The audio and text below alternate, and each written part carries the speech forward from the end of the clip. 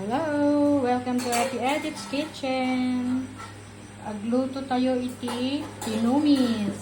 So, meron ako ditong liempo. Narinig ko yan ng paminta, asin. Tapos konting toyo. Tapos meron tayo ditong ito yung pang tinumis. Alam nyo na. Tapos bawang sibuyas. And then yung talbos ng aking sampalok sa backyard. Ito ang aking pang-asin. Meron tayong pork cubes and sili. So, meron tayong paminta at asin doon.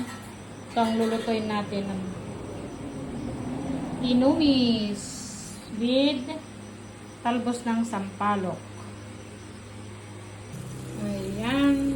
Habang sinasangkot siya natin ng ating karne, lutuin natin yung ating noodles. Introducing miswa with tinumis.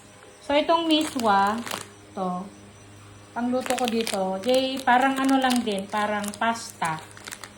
Pag kumulo yung tubig, lalagay natin yung miswa.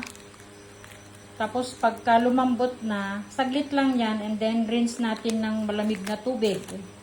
Parang pasta lang. Tapos, ang magiging toppings nito, miswa is yung ating tinumis pag naluto na. Masarap po. Try nyo.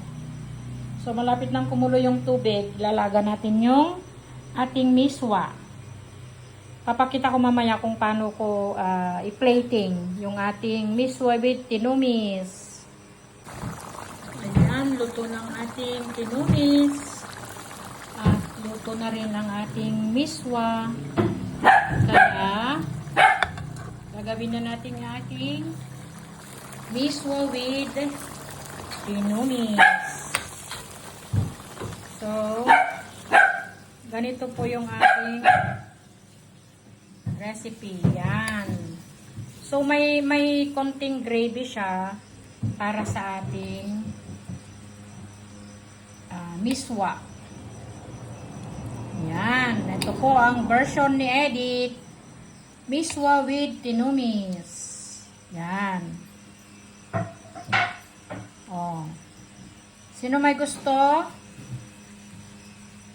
Han, what must you say? Mangantayon. Mangantayo ka nun. Ito ng ating Ate Edith's